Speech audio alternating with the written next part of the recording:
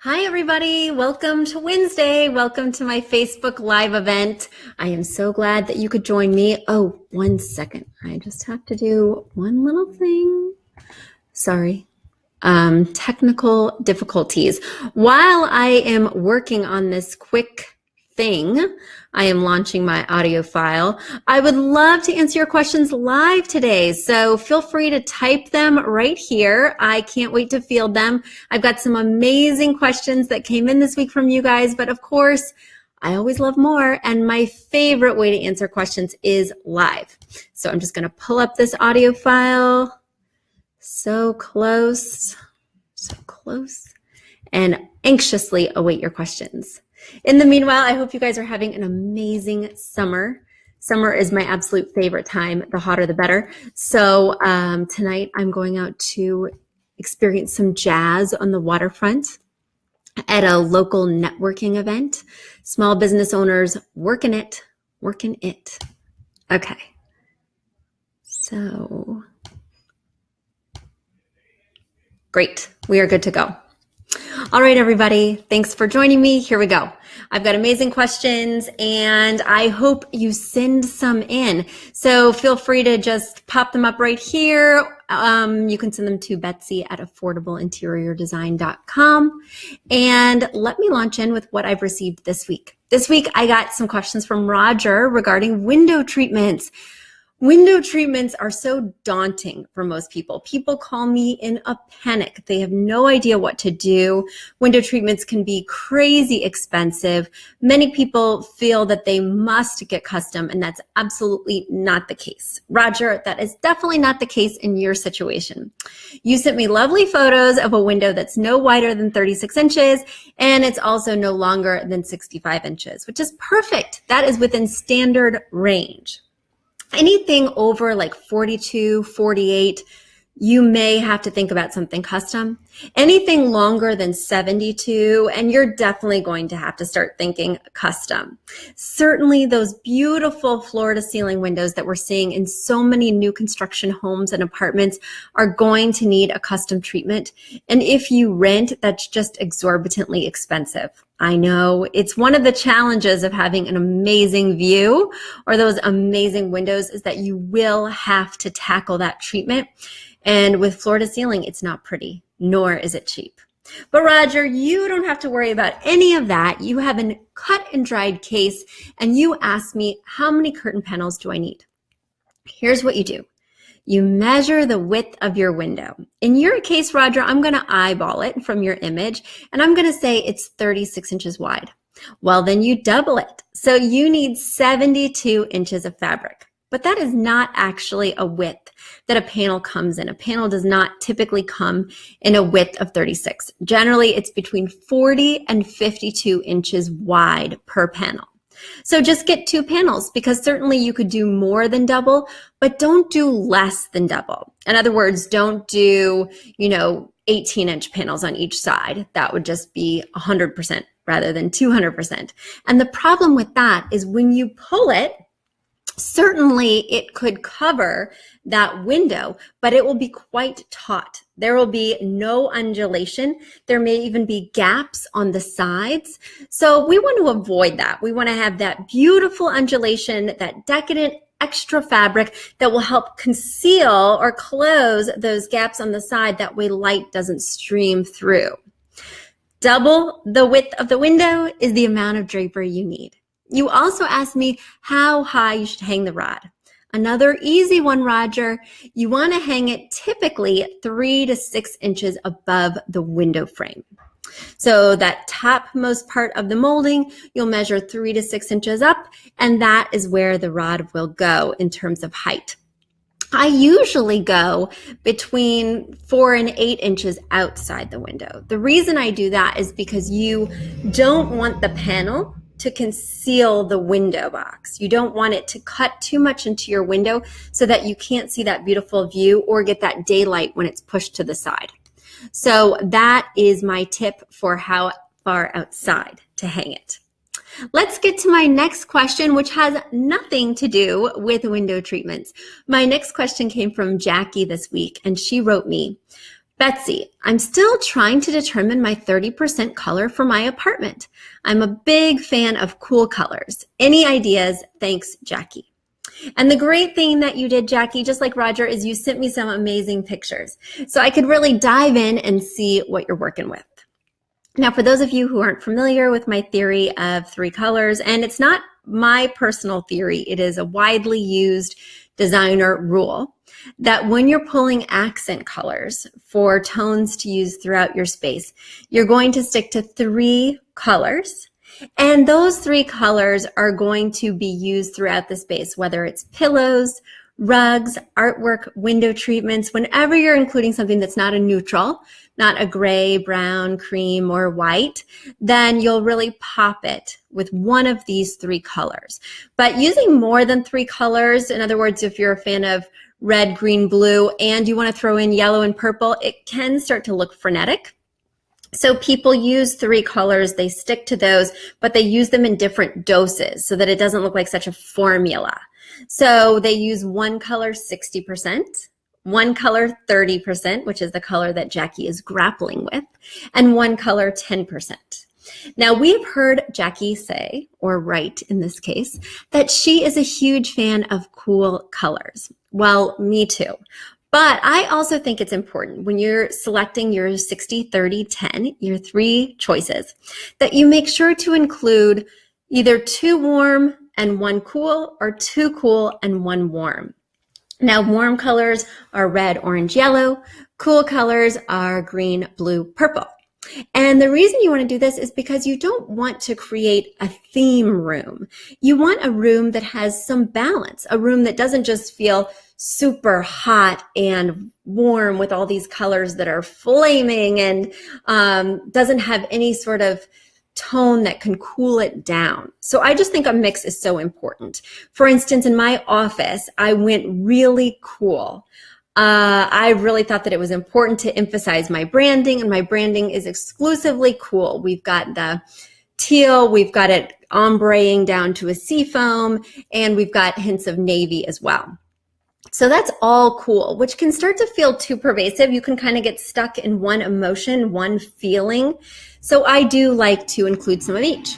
So clearly through your artwork, you're a big fan of teal, me too. So I would imagine, even though you didn't share that with us, that that is your 60%. The other colors that were quite prominent and consistent throughout your space were like a split pea green, which I think looks really fun with the teal. And then while I wouldn't normally consider this a color, I think I want to in your case, gold.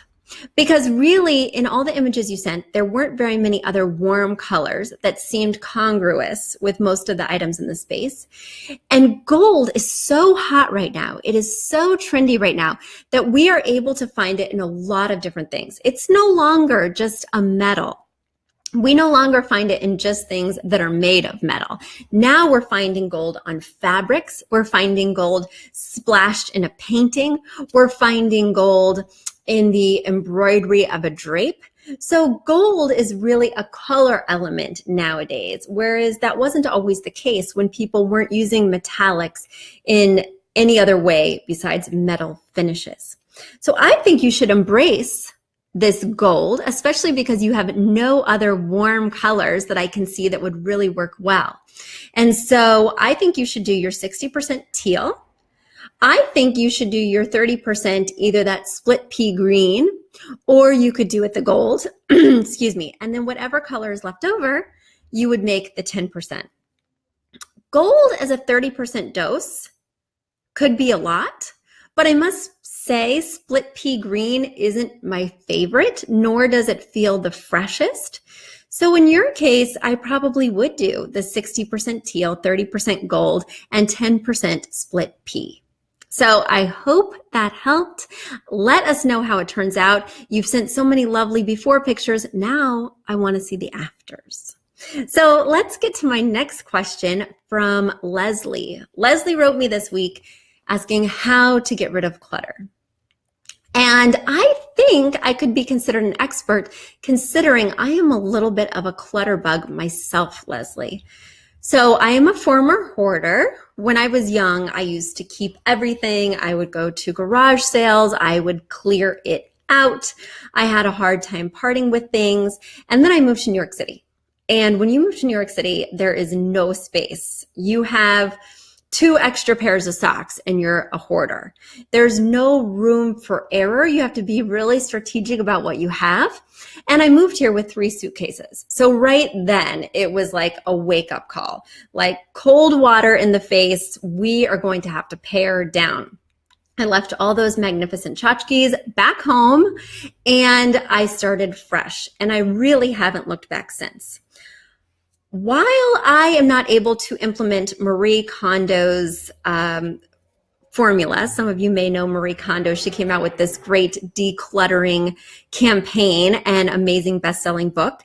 And she suggests that you tackle your entire space at once, that you take a critical look at absolutely everything in your space. And if you don't do it all at once, if you try to do it in drips and drabs, well, it totally defeats the purpose. And why even try? While I kind of agree with her and her magical art of tidying up, I just don't think it's practical for most lifestyles. So instead, what I do is I walk around my house on a fairly regular basis, generally every Sunday, and I make sure that my kids are away and my husband is not looking. And I throw away things that don't spark joy.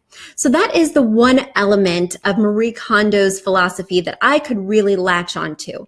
There are a lot of things that my kids get, interesting toys that they love for 5 minutes from a birthday party and never look at again. But they float around causing clutter. My kids are constantly picking them up and moving them so that they can play with the toys that they do like.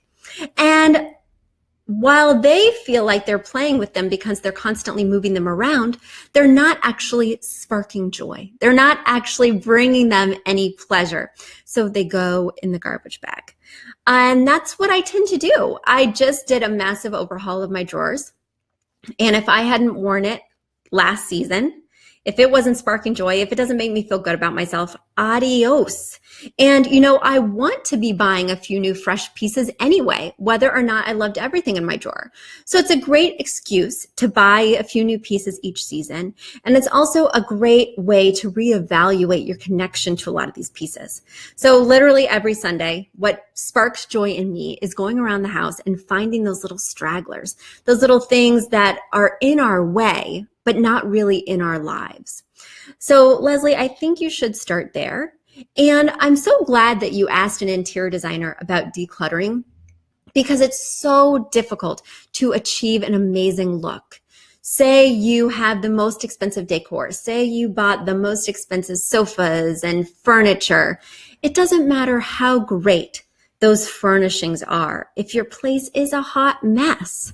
So starting with the decluttering, I think is crucial. And I think it's really great that you're looking at that because I must tell you, my home is pretty magazine ready on days when it's cute, but on days when it's cluttered, you would never imagine that a designer had been working her magic in that space.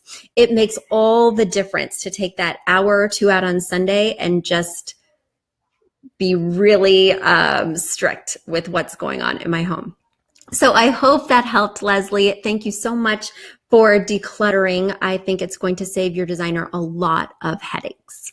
So my last question comes from Erin, and Erin wrote me this week, Betsy, where should I buy my sofa? Oh, Erin, what's your budget? If you have a low budget, I would suggest looking first at Macy's.